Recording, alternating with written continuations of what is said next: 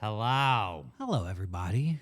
Welcome to a nice, chilling, relaxing episode of Movie Club. Yeah, we're going to relax. Chilling, I assume you mean, we're chilling. It's winter, so there's a chill breeze in the air. This movie was on Netflix, so you could Netflix and watch this movie. Yeah, the film. Yeah, that's like a euphemism for, sex. What? So Oh, I thought I was watching. you could That's do, you could actually- do that during this movie.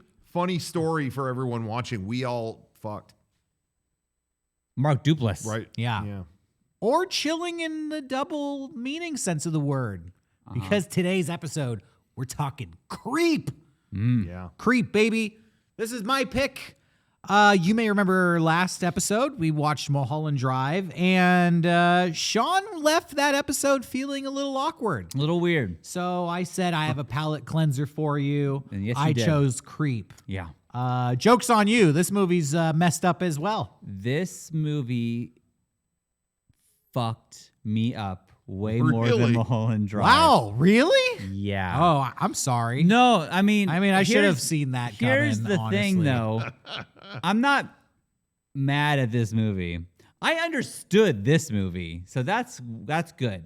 Okay. But whoa, this movie shouldn't have been so scary, but for some reason, this hit a chord in me where this was one of the scariest movies I've ever seen. Oh, I wow. was so scared watching Dang, this it fucking really movie. got to you. It really got to me. Cool. Well, this was my pick. I picked this movie this week, and I saw this movie on Netflix a few years ago, probably when it had first come out. This was an independent movie, and it took a little while to find distribution, but Yeah. Netflix kind of brought it to the masses back in 2015. It had been out for a little while, okay. and I saw it back then, and I enjoyed it back then. I was always really impressed because Yeah. it's a movie with just two actors. Yeah. So inspiring. So inspiring, this movie. Well, that's cool. I kind of wanted to show it to you guys because I thought maybe you would get a kick out of what they could do with just two actors. So. Yeah. Two actors, what seems like a very small budget, and maybe no crew. I don't know. Was there a crew? Maybe. Was there a budget? I would. Yeah, even I don't ask, know. I but mean, the guy get that house, I guess. yeah. Yeah. What did you think? Had you seen this movie I before? had never heard of this. I didn't know anything. You were just like, yeah, no, watch Creep. I was like, oh, Okay. and literally knew nothing going into it. And I'm so happy you picked this. Oh, really? For a lot of reasons. But the main one being like, I really feel like this. I know this sounds douchey or whatever, but there's a Mega64-esque spirit here where it's like, hey, I'm gonna take a camera and get some stuff, and I'm gonna make something out of it, kind of thing. Yeah. And great pick for Movie Club is why I thought. Cool. Yeah. Yeah. Yeah, I always felt that way watching this movie. I definitely got that Mega64 spirit. Yes. What I had heard about the making of this movie, and I don't know if how much of this is true, but I'd always read that this was kind of intended to be a comedy movie. Sure. And then that they were just going to improvise a movie. And over the course of improvising it, they started realizing like this is less funny. It's kind of funny, but it's more just like actually disturbing. Yeah. Yeah. If you play it seriously. I guess the scenario was kind of played for face value, and they're like, we could actually make this a more interesting horror movie. Yeah. So I heard that the scenes were improvised and went on for like 15 minutes, and they would just edit them down to be 3 to 5 minutes. That's awesome. Yeah, you could kind of get that vibe. And it really just felt to me, doing improv so much, I was like, there's no script here. Or if there is, it's the kind of script that we've had before. We did like, a version 3 episode where we have like 6 or 7 pages of like, this is the skeleton of the story. This is what we have to hit. Horatio and Marcus need to talk about this, and then we'll get there eventually. But just go ahead, and we just film it, and we see what we get. And I got that same exact vibe with watching this. Totally. Yeah, but this one actually had good results. Yeah. I feel like a lot of times that kind of doesn't come together so well, but Sure. this actually felt like a very, not like an overly serious movie, but like it felt like a real movie. Yes. Totally. It felt well written, despite the fact that there may not have been a script there at all. Yeah, absolutely. This whole movie, to me, whether you enjoy it, whether you don't, if it's your thing or not, though, is a testament to you can do it. you can do anything. Like, you know what I mean? You can like do anything. Like honestly, this movie could have been. I mean, might as well have been. It wasn't, but could have been shot with a phone. Could have been shot with a fucking flip video camera. Yeah. It was an interesting enough execution. You know what I mean? Like, and the story isn't even that fucking crazy. No, it's really not that amazing It's at all. not. But it just, and I'm not even saying here or now that I liked the movie. I just was just blown away by it. Yeah, you can you know, with the, you know, if you put your mind to it, you can assemble something out of nothing. That was really a, you know, inspiring feeling. Yeah. So if you've never seen Creep, if you've never heard of Creep, it's a movie that stars Mark Duplass. He is a member of the filmmaking duo known as the Duplass brothers, or the Duplass. I think it's I would say Duplass. Duplass. I don't know. He has appeared on this show on HBO called Togetherness, which him and his brother make. I believe he was on The League. He was on The League, which I knew him from that. Yeah. It was him and Paul Scheer. And it was about fantasy football, and it was a funny show. I liked it. Did that show have John LaJoie on it? Is that the guy who pretended like he was in 9/11 or like in the Twin Towers 9/11? I don't know anything about that. Maybe not. I don't know. One of the main characters of The League came on Howard Stern to be like, I've said forever that not that guy, but I was in Tower 1 of the World Trade Center when it was hit. Oh, yeah. I need to come clean. That is not true. I said this lie once, and it just has followed me the rest, and now I don't know what to do, so I'm just coming clean here. And I don't think he's worked ever since. Wow. I think that was it. Career over. I think that was the end of his career on Howard Stern. John LaJoie had a lot of funny, in early YouTube days, had a lot of funny rap videos. You know, he went by MC Vagina at one point. I don't know who that is. Well, let's just move on. Sean, you know. MC Vagina has nothing to do with this movie as far as I know. Yeah, but Sean, we'll let you know if we find a connection. Okay, thank you. And the other actor in this movie, I am drawing a blank on his name. I know. I think his last name is Bryce. I want to say his name is Patrick Bryce. Maybe one of you can fact check that for me. But Rocco's got you. But this is his debut movie. He's the director, and it's just the two of them in this movie. This entire movie is filmed and stars two people. Yeah, there's only one other person who's involved in this movie, and that's Angela, who calls on the phone for 30 seconds, and that's it. Yeah, Patrick Bryce, you got that. Patrick Bryce, nice. It's a found footage, kind of like a comedy horror movie. I think it starts off more as just like a weird comedy. Yeah. It kind of does. Yeah. And then it kind of just organically shifts into a very scary movie. Yeah.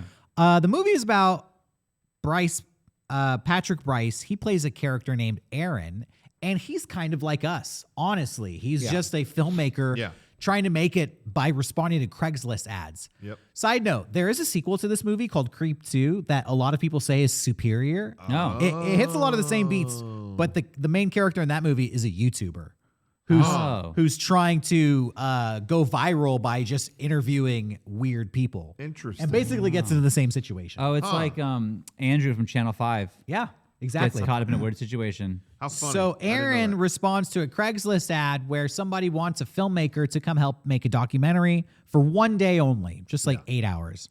The movie starts where it's just driving through what looks like Southern California. Yeah, and I think it is. Honestly, I think it's filmed in Big Bear. That's the vibe I got. Was this is filmed in Big Bear? Okay. Don't know if that's true or not. It looked very familiar. It just looked like, hey, this is like my neighborhood. Could be. He pulls up to a house and nobody's home. Coincidentally, there's an axe there, which comes into play later throughout the movie. Yeah. But then he pretty soon, like, he goes to his car and he's like calling the guy, and we soon meet a character named Joseph, played by Mark Duplass. And right away, this dude is just like, I don't know, he reminds me of a lot of people I met when I was like in college, where they are like, they overshare stuff and they just don't know like social boundaries and make you feel uncomfortable. Yeah. A little bit, but at the same time, you're like, they're probably harmless. Yeah, they're like he starts off like, all right, by the end of the day, this is gonna be normal for us. We're gonna do it now. And he gives him a hug, which is like, I've seen that interaction so many times. Totally. Like, hey, you know what? We're gonna be best buds. I'm hugging you now. It's like, oh, okay, Yeah, fuck. it's a little hippy dippy. Yeah. It reminds me of I was just hanging out at my friend's house once, and it was like in college days, and like friends of friends came over, and I never saw these people again for the rest of my life. But at the end of that hangout session, one of them said, "Hey, till our paths cross again," and gave me a hug and walked out of the room. And I remember thinking like, I don't fucking know you. Like I talked to you for 20 minutes till our paths cross That's again. something you say in your early 20s thinking of being profound, and it's just dumb shit. I never saw that guy ever again. Here I am talking about and it. if you did see him again, you wouldn't even know his fucking face. You I remember wouldn't. him. Yeah. I remember having one of those specific interactions with someone who I had a lot of great conversations with, and then they said that. They were like, well, maybe we could talk again soon. And I went, yeah, that's not going to happen. I made a joke. It was a joke. And then I think about that all the time. I never, ever ran into that person or talked to them again. That's a And I was cosmic like- joke. And I was like, now, man, it's been 20-something years, and now I'm just a dick. Yeah. They don't remember that. Joke's even funnier. So what I like about this movie, honestly, I'll say right at the gate, it's short. It's shorter than I even remembered. When this movie ended, I was like, that's it. It's like an hour and 17 minutes. Yeah, fuck yeah. So he I meets. think all short movies are bad. I'll just say that out the gate. it's not gonna good. it's gonna knock a shaker off. You got to hit 3 hours or else. No, I'm just kidding. So Joseph tells Aaron that he's basically hired him because he's been diagnosed with terminal cancer. This movie does this brilliant thing where it constantly bounces between being lighthearted and goofy to, holy fuck, are we being serious? I didn't know we were going to get serious right now. Yeah. Out of nowhere, he tells him, like, yeah, I just have like 2 months to live. My wife is pregnant with our unborn son, so I want to record a message for him, document my life so that I have something to give him. And then he compares it to a movie that I've never heard of or seen. I don't remember what that was. Do you remember what that was? It was like some Michael Keaton movie or something. Yeah. Yeah. You know what? When he was talking about it, I was like, how have I never heard of this? Yeah. Love Michael Keaton. I forget forget everything what he I said. said. I was like, why have I never heard of this? Yeah, honestly, I was like, is that a made up movie? Did they just make, is that a real thing? What I thought too. Yeah. I'm not sure. I don't remember. So he's like kind of touching and like, are you going to help me with this journey? And Aaron goes like, yeah, I'm down to do it. He's like, all right, let's go to the tub. And he runs off and like immediately gets naked. Yeah. Okay. So now the tone has changed again. And but then he's like, he kind of explains it away. Like, I want to do this thing called tubbies that my father used to do with me, where I'm going to pretend to be in a bathtub with a baby. This whole movie this is the theme of creep. You're just spending a lot of time with a weird guy. Yes. And he goes back and forth between being kind of heartfelt to just pushing the boundary to making it uncomfortable. Right. And it's like he's right on the edge of being like, you're on his side for like a second, and he always gets you like, nope, I'm not on that side anymore. Like it's so close, like, oh, this is a sweet idea, filming a video for his son who's never gonna meet him. Oh wow. Oh, now you're naked. What the fuck? You know, like, Yeah, and pretending to like take a bath with a baby, but the baby's not there. yeah. And also the idea that like my dad and I took baths together and it was the best time of the day. Like that's weird. Like that's like if you took a bath with your parent, like as a parent, I have showered with a baby before, like holding the baby.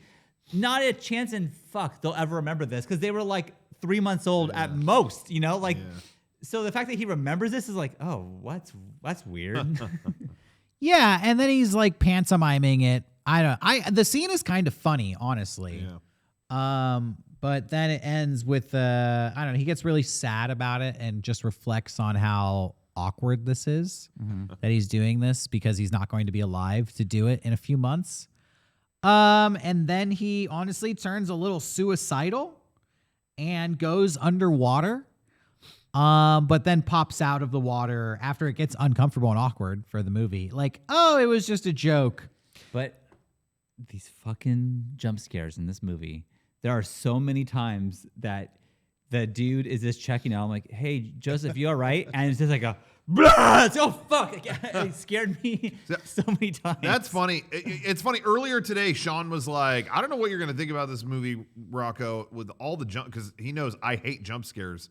He's like, yeah, this movie's got 1,000 of them, so I can't wait to see what you thought. But I didn't feel like it. There are a bunch, but I didn't feel like there were that many for me because I just assumed anytime he was doing anything, he was gonna. Yeah, and there's a thing with the jump scare that I feel like is cheap, but this called for it. Yeah. It made sense here that this guy is trying to It did. scare this dude. It's not the director trying to scare the audience. It's Yeah. this creep trying to scare this other guy. Maybe that's why I felt that way about it. Maybe. it felt like it was part of the material in a way that. What I like about the jump scares in this movie is that this is a found footage movie. And so it's kind of what you were saying. They don't use music in this movie ever. There's no soundtrack in this movie. They don't use musical stings. There's never a Yeah. sound effect for a jump scare. Yeah, There's it's all never natural shit. It's found footage. So you're just looking through the viewfinder of a camera filming a guy and he disappears and you can't find him. Yeah, it's not manipulative. No. You know, or yeah. Yeah, it's not like Feels- close the mirror and the ghost is behind They're you. not pulling any tricks on you. Exactly. Yeah. Yeah, when they set up the jump scare, it's engaging. It turns into a scary moment, and then the payoff is when he pops back out. Yeah. Yeah. They do it throughout the movie. Pretty soon, they're like off on an adventure into the woods. They found some local legend about some waterfall that will cure illness for people who are, quote, pure of heart. And the same thing happens when they're out in the woods. They're hiking. They're talking about weird stuff. And then Joseph just runs off. He does it the whole movie. He just runs off. That's Yeah. the whole movie is him running off. Which I love because I feel like I've met people who do that, who just run off for no reason. I'm like, hey, motherfucker, we're like in a group. Can you stick with the group? Seriously, like we're all like, you know, you could be anywhere on tour. You could go through any city across the country, and suddenly this fucking guy just goes off. It's honestly aggravating. Kind Is of. it me? Am I the guy? I'm speaking theoretically. I feel like you this know, maybe is me. just a rhetorical. Oh, comment. no. It's it is Johnny. me. It's Johnny. me. It's not you. Fuck. It's It's fine. fucking Johnny, dude. No, it's I can't me. stand it. It's got to be me because I get like, oh, what's this over here? And I go, you know, I'll catch up. No, that's your Um, interpretation. well, he pops out. He jump scares Aaron, and then he kind of plays it off like I was doing, almost like this was a spiritual experiment. Like you had a look in your eyes when I scared you, like you wanted to kill me. There's some animal in you. He continues. They're like hiking through the woods. He has this conversation like, when you saw that axe in front of my house, did you think I was gonna kill you with it? And Aaron's like, yeah, maybe that thought crossed my mind. And Joseph is so giddy about it, like, oh, he's a creep. Yeah, I don't know. That's kind of just, it's kind of just like a character He's a creep examination. and says that, and then they find this heart-shaped rock or this like hole In the heart-shaped. waterfall, yeah. And it's a heart. Like it's okay. They found this fucking thing and it ties into the story, and they say it's a miracle. And then it's them like baptizing each other and like hugging, and you almost feel like, okay, like it was weird for a bit, but I feel like their relationship Yeah. is growing, and now the Aaron is his name, the Yeah. director. Aaron is understanding him more, and they're kind of like, okay, we're on this journey together, type thing. And then Yeah. he fucking gets it weird again. What I think is brilliant about this movie, why I think I recommended it for Movie Club. This movie it's a swinging pendulum back and forth between obvious red flags. If I was Aaron, I would get the fuck out of the situation. But then the pendulum always swings back because these filmmakers are pretty smart, where the character will explain it like, hey, that was a little weird back there. I'm sorry I did that. That was immature. I don't know. I'll take you home. You want to go home? And then it's like, okay, Yeah. if I was Aaron, that would calm me down. It would calm me down. He's being fucking normal. Also, it's like you can see, you know, like I'm just dying, and I feel weird about it, and I'm just kind of losing my mind a little bit. So sorry. And it's like, okay. Yeah, there's some human grounding. Yeah, there or you feel whatever. for him. And so the character's manipulative too. And I always felt, even when I saw this originally, I was like, these filmmakers are very smart because they have a control over what we as the audience are feeling. They know when it's scary. They know when it's manipulative. They know when it needs to be sappy. Yeah. I feel like there's never a moment that is out of place. It's never like he's apologizing when he shouldn't be. I just felt like they got it right a lot of the times. They're really dialed into the tone. After they have this weird experience out in the woods, they go and get lunch together. It's an awkward lunch where Joseph asks him, like, what's something you've done that you're embarrassed about? And Aaron shares a story from childhood that's embarrassing. And Joseph's like, something I'm embarrassed about is this. And he shows him a bunch of photographs he took of him, which again is like, we're on totally different pages. I Yeah. was sharing a story from my childhood and you're confessing to something you did yesterday. Right. Yeah. Oh, it's fucking weird. Also, there's little red flags where to get him to the restaurant, it's like, hey, you know what? The place on the street, they have the best pancakes I've ever had. They're so good. And then they show up, and then he's like looking at the menu. He's like, what's good here? And he's like, I thought you've eaten here before. I was like, what's that? And it's like little things like you are just lying all the time, and you keep getting caught in your lies, but you just don't acknowledge it. Just keep going forward. Oh. Yeah, and I thought that it was, again, this is like a found footage movie. It's improvised, so to have all those little details in there, there's something charming about this movie. And despite the fact that it's just two people filming each other, and it's mostly one guy filming the other guy, the movie keeps you engaged because there are these little details to pay attention to. I think it's a good example of you don't need a lot to make a movie interesting. Exactly. If you just force people to pay attention. Yeah. It's the power of just, really planned, or, not even really planned in this case, but just, good directing, and I'm sure a lot of it they discovered in editing, or whatever too. The job is only supposed to last for one day, and at the end of the night, they go back to Joseph's house, and Aaron wants to leave, obviously, but Joseph kind of convinces him, let's have a drink to celebrate what we filmed today. There is a shot, and I think I got there's Tubby time. Nope, I didn't get it. But it's just a shot of him standing in front of the lights. In the light, and it's just a silhouette it's standing like the cover there. of the movie. Yes, and it is so unnerving, but his hands are in his pockets I thought we'd get a whiskey. And then it's just the longest pause ever. Yeah. It's awkward. A normal person would be like, but okay, whatever. But he just doesn't give up. And he's like, so let's go inside. It's like, oh, fuck. He just won't end this. Yeah. He's totally violating boundaries. And Aaron goes inside to have the drink. And when he's ready to go, he can't find his keys. Shocker. And then he's about to leave, and Joseph does this thing where he'll just make a statement that you can't walk away from. Yes. So Aaron's like, well, all right, I'm just gonna go. I don't care if I find my keys. I'll just leave. And he just goes, I lied to you. Okay. All right. What did you lie about? And then it was like, well, I don't want to tell you on camera, so let's turn the cameras off. The creepy part too is he keeps talking to his unborn son. This part's not for you, buddy. And it's none of this was for anyone. Yeah. Earlier in the movie, actually, the one part I skipped is he shows Aaron this werewolf mask that he has. Yeah. That he says is a character his dad invented named Peach Fuzz. Peach Fuzz. Like a children's character. Originally, this movie was going to be called Peach Fuzz. Oh. Okay. But they changed it to Creep because they didn't want people sitting around wondering the whole movie, what is Peach Fuzz? Missing all the details. And I really feel like Creep is the perfect title for this movie. Yeah. Because it is like that. He is just that. It's just a fucking creep. Yeah. So that's Peach Fuzz, the werewolf. Yeah, and it is like you're saying with the title and you wondering what that is. Creep is just it gets you there, but it's not on your mind after you start the movie. It's like Creep. Yeah, fine. The most basic title. Yeah. So you're not thinking about what is this, what is that. With this first part, when he first sees the Peach Fuzz thing and he puts it on and does the Peach Fuzz dance, it is bordering on comedy and horror. It is both at the same time. Because this mask is fucking terrifying. Yeah. And the dance he's doing is so stupid. Yeah. And you really don't know what to make of it. This is one of the few movies where you actually don't know if you should laugh or be scared. Yeah. I feel like a lot of times a horror movie tries to be scary, but it's so bad you laugh. And it's almost like a fuck you to the horror movie. Like, this ain't scary. Yeah. What are you thinking? Yeah. And then sometimes a movie will try to be funny or not try to be scary and unintentionally be creepy. Like, yo, the fucking clown in that comedy movie, like that thing got under my skin. Yeah. Sometimes they get the wires crossed.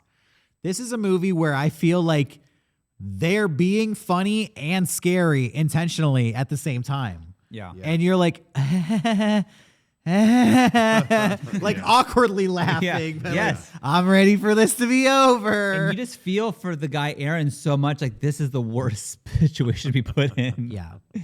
So late at night, Aaron can't find his keys. He ends up like doing another shot with Joseph, but he like drugs his drink, obviously. Joseph passes out, and Aaron tries to search his body to see if his car keys are in Joseph's pockets.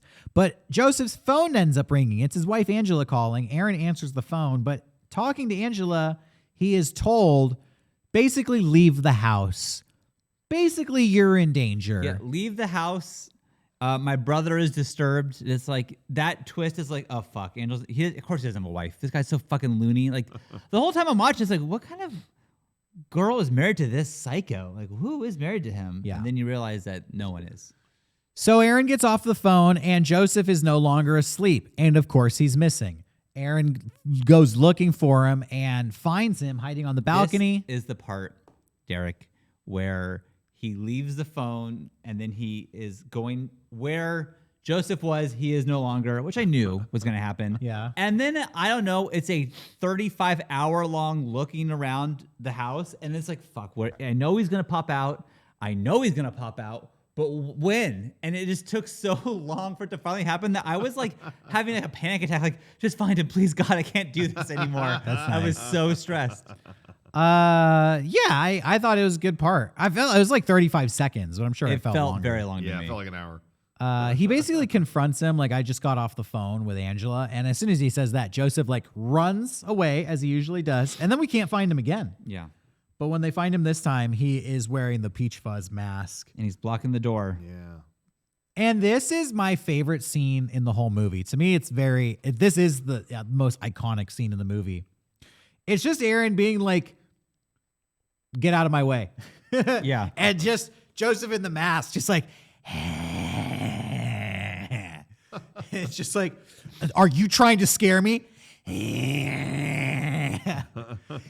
And I don't know if I should laugh because it's legitimately funny, but it's also pretty scary. They also found Yeah, a it was location that in any other place, I would think, oh, you can easily just go out the window, go out the balcony or whatever. But this house was such a weird design. They never really showed you the layout of it that I just thought like there's only one way out of this fucking weird ass place, and it's through that door. Like that was my thought, was like, there's no other way but this way. You have to watch the movie just to see this scene. He starts doing this weird like humping dance where I just fucking love it. It's like, it's funny, it's creepy. It makes the movie. After this scene, the movie kind of shifts, and the rest of the movie takes place. That was all kind of in one day. The rest of the movie is a series of Aaron filming himself. It's actually really smart because it cuts to this weird shot of Joseph like digging a hole. Yeah. Yeah. Yeah, this was With so three well done. trash bags. Yeah. So well done. And you watch that for a while, like, what am I watching? And then it like pauses and the camera pulls back and it's Aaron filming himself like, so after I left the house, I didn't talk to Joseph for a few days and he sent me this in the mail. And the rest of the movie is Aaron basically documenting how Joseph has been contacting him in the mail. Yeah. Yeah.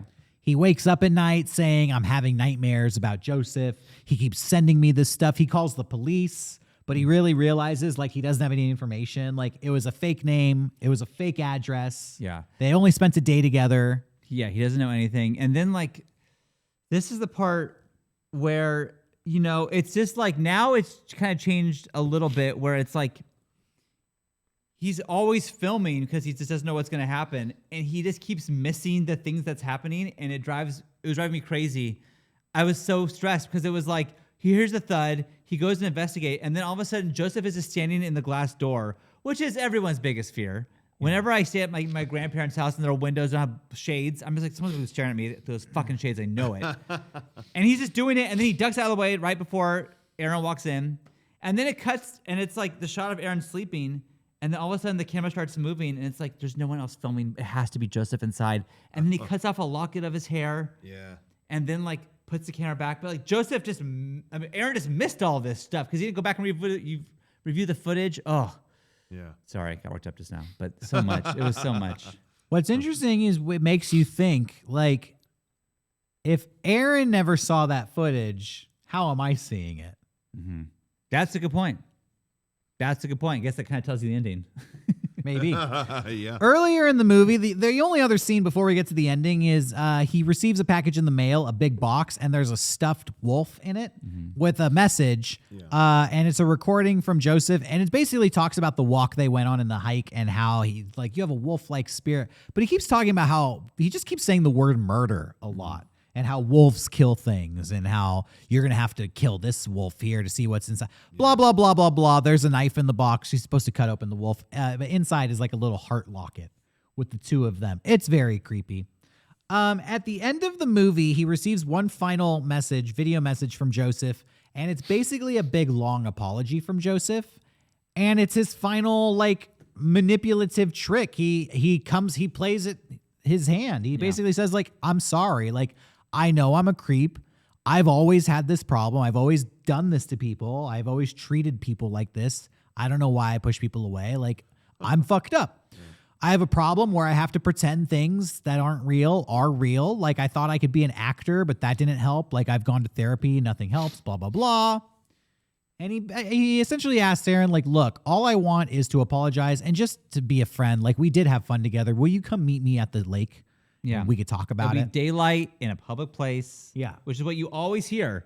You know, meet someone in daylight in a public place before if you meet anyone on Craigslist or you meet anyone at all. Like, Yeah. don't go to your house. You know, Yeah, whatever. see, they should have met at Starbucks. That's the Craigslist That's rule the right there. Craigslist You gotta rule, do Starbucks. Starbucks. The final, it's not the final scene, but it's kind of like the conclusion of this movie is a single take where Aaron is filming from a car, the dashboard of his car. And he basically says, I'm going to film this. I'm going to have my phone on speed dial for 911 and we're going to see what happens. And I love it. It's the camera never moves and it never cuts. And it's probably just like a 3 to 5 minute shot. I don't even know. I lost count.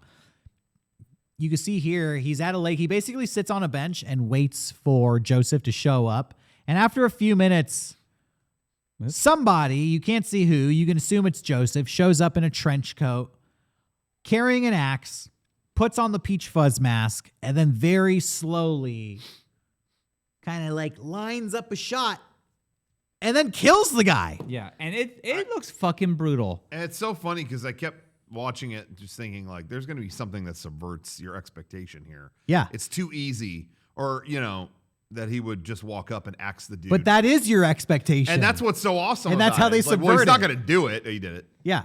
All right. And like, there's so many. My thought was like, why didn't this fucker turn around? Like, he was obviously on high alert.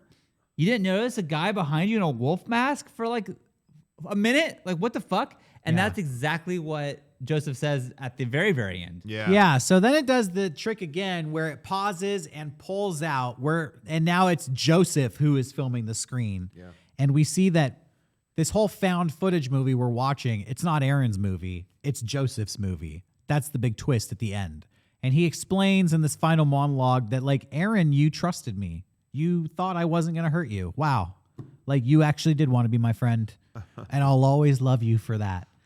At the final scene of the movie is Joseph, now going by the name Bill, on the phone with a new filmmaker, basically hiring them to do the same job. exact shtick, yeah. And as he's doing this, he labels a DVD Aaron with a big heart and puts it in a cabinet with hundreds of other tapes and DVDs with different names on it. So he's a serial killer. Right. And that's how the movie ends. With like a badass guitar solo. It just says creep. Creep, yeah. But I like that it wasn't just, he's a serial killer. It could have ended with that. It would have worked, but it would have been fine. But I really liked him like reflecting on all of it. Like why didn't you turn around? Why weren't you like on alert Yeah. at when at our meetup spot? And it's because you were like kind of looking for good, like you're kind of Yeah, they found giving people a chance. This movie kind of brings it to a point. They find meaning in their shitty little improv movie, Yeah. which is like It's awesome. commentary on people's belief in others' goodness. Yeah. Despite all the red flags, they actually find some sort of message. Yeah. in the shit. So Yeah, there was 100 chances for that guy to peace out. Which, on honestly, Joseph, anyone and- else probably would have. but Yeah. maybe not. Maybe. Maybe not, because you're there every step of the way, and you're like, well, I might. And go that's the thing is, hear I him kept out. putting myself in Aaron's shoes, being like, at one point, do I take off? Yeah. And I don't know the answer. I don't know You when know it what, would be. Sean? I think honestly, this movie scares you so much because Aaron is very similar to you. Maybe. He's a nice guy. You guys kind of look similar. Maybe, You yeah. have similar jobs. Yeah. And you've probably had similar shitty, weirdo filming experiences. And you just want to see the good in people and get through it, even though like this guy's weird, but I'll hear him out. Yeah, maybe that's what it is. Yeah. Fuck. They did make a sequel to this. It's called Creep 2. I highly recommend it if you enjoy this movie. Oh, really? Yeah, because I felt a little dirty finding that out. I was like, this is so perfect. Like, what a great little moment there. That I'm like, do I want more? I don't know. But what do you? Yeah. I think Creep 2 is like The Godfather 2. Oh, okay. Not that it's the greatest movie ever made, but it's a great continuation of the story they're already telling. Okay, that's good to know. It doesn't. I mean, this movie was not a smash hit. No. It was like a little sleeper darling. So they didn't have a mountain of money waiting for them, enticing them to make Creep 2. Sure. I think they made Creep 2 because they really wanted to do it. That's great. That being said, I have heard that Creep 3 is in the works, but it hasn't come out because they have said they haven't found an inspiring story. They're like, we're trying to do something that's going to be good, so we're just going to wait. How funny. So we have a good idea. Huh. So, yeah. I honestly don't know if I have what it takes to watch Creep 2. I don't know if I'm surprised this got to you that much. I am 'Cause surprised I thought it was too. creepy and very well done. No disrespect to I it at all, was but up didn't at- affect me in that way. at 3 a.m, and I was like, fuck, dude. I felt awful. Wow. And scared, and had to turn the TV on No and just shit. like have something on going. I'm just fucking scared No right now shit. because that movie fucked with me so hard, and I can't even tell you why. I've seen scarier movies, but for some reason, this one got me. It's so funny that we did these movies back to back. This didn't happen here, but with Mulholland Drive, it was that fucking dumpster thing, and there's a couple other that scared me parts too. Yeah, that are unnerving to me. So I don't know. yeah, Scared by different shit. yeah. But everything in this movie, what I liked ultimately, we kind of touched on it, was everything in this movie was justified. And that's what I like. I feel like too many fucking horror movies today. It's never been kind of my genre. But, when it's whatever, there's some classics among it.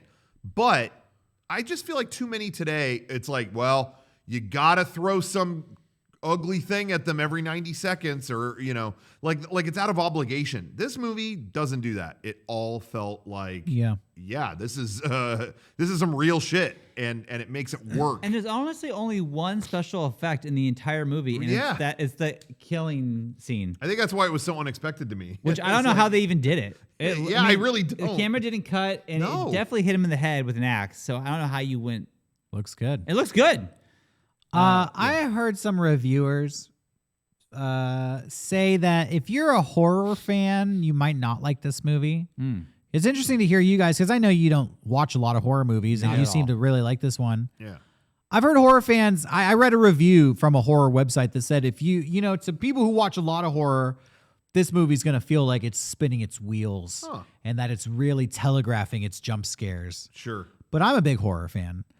I don't necessarily feel that way. I could see why that reviewer would feel that way, but I actually think that this movie does a lot with a little. And that's the charm of it. Yes. I think I'm just so impressed that this is 2 guys and 1 camera. Yeah. And you have a legit movie here. Yeah. And it doesn't feel low budget. And it is low budget. I mean, it's obviously low But it budget. didn't take from anything. But it doesn't feel like it's missing anything. No. It doesn't feel like if you gave them another $10 million that this movie would be better. Yeah, it's not the type of low budget where, you watch them and they're talking about something that happened at a carnival and they never show the carnival. That's low budget in a bad way, where it's like you're not going to This cut is to low it. budget, like Blair Witch was low budget. Yeah. When It they fits made the story. when they made Blair Witch 2 and gave it $60 million, it was not a better movie. In fact, it was a much worse movie. Yeah. Yeah. So, all right, let's give it some popcorn shakes. I picked it. I'll go first. I'm going to give this one 4 out of 5. I highly recommend it. It's not a perfect movie. It's not 5 out of 5. But I think everybody should watch it, especially if you're a filmmaker, because this movie launched the career of Patrick Brice. He's gone on to direct like 5 major motion pictures, and I think he's currently developing something for HBO. Wow. No kidding. This movie they filmed in their free time. Right. for no money. You could have done it on a weekend. And now this dude, I mean, it's just so incredible. Like, this is pure creativity. And I think it's just, I highly recommend it to people out there. See what can be done with so little. Yep, I agree. What about you, Rocco? I did not think I was going to be saying this heading into this movie at all. But yeah, same. 4 out of 5. I just see this as a call to let you know you have no excuse. And I'm even pointing the finger at myself, maybe at all of ourselves, where it's like, why haven't you made that movie? You want to make a movie? You want to make a horror movie? You got no excuse. You watch this, it's like, yeah, you could have done this in a weekend. You could have, you know what I mean? Like, it's the ultimate, to me, just show of ingenuity versus money. Right. And, they probably shot 10 times what we saw and just edited it into something that was engaging and interesting. And you got no excuse to do that yourself. Yeah, I do feel like it's nice to see a movie that I know we have it takes to do this. Yeah. I think we have the improvisational skills. I think we have the equipment. We could do this, and that was what was so cool about it to me. Well, if they're not done with Creep 3, let's get the jump on them. Yes, let's do it. We'll do it ourselves. No, I honestly love the idea of a found footage movie, and I think if we ever were to make a movie, if it was found footage, that would ring true to me. That makes sense that we would do something like that because it's a fun avenue, and I love that. Yeah. As I said, this movie scared the shit out of me. I don't think I'll ever watch it again because I was so scared. It stuck with me though, and I'm giving it 4 shakers as well. Wow. Dang. Really, really well done. Fuck that though. God damn, that was scary. Wow. So 12 out of 15. that's pretty good for a That movie is that pretty costs good. no money, Yeah. Think about how Nice. many movies we watched that had budgets of $100 million or more, and we gave it like 2 shakers. Toxic Avenger, case in point. Case in point, Toxic Avenger. How much money did they blow on Exactly. that? Yeah. Well, that was Creep. Cool. That was fun. Great choice. Great for movie choice, club. Derek. Well done. I said it earlier. That's the perfect movie club choice, where there's something to, something we all have a kind of a take on. And and I do think if you are us, this movie is like, wow. If you're the average person, I don't know. If you care. I could see my parents going like, But for me, it's like, fuck, yes. Yeah. I see it. we So I see get it. We're looking at the all sides of it. I think if you watch YouTube videos and will stick with random YouTube videos, Yeah. you'll stick with this movie. Yeah. This is the type of movie, it's a wormhole. It's like, okay, let's see where this goes. Yeah. Oh, that's a twist. Oh, it goes deeper. Okay. Yeah. Yeah. My pick is next. We've had Don't do a David Lynch movie or We've whatever. had some weird ones lately. I'm going to do something that's more just straightforward and just a movie. This is a movie I've watched a lot. I have not seen it in 20 years. We're going to watch Almost Famous. The movie Cameron Crowe's Almost Famous. So check it Nice. out. Rocco, you met the Watch kid it. who starred in this movie. I did? did. Yes. What? You didn't know that? No. They're Oh, buds. Please. They're buds. Talk to We'll him. talk Was he all getting about that gas story. At the gas station? Yeah. We'll Next talk to all Mitt about that Romney? story on the next episode. I saw Mitt Romney. Nah. all right. I'm let's not turn this fucking off. lying. Turn this Yeah, off. you're a liar. Goodbye. I hit the button. It's I still swear. going. I hit Goodbye. the fucking button. I said goodbye. God Turn it- damn you.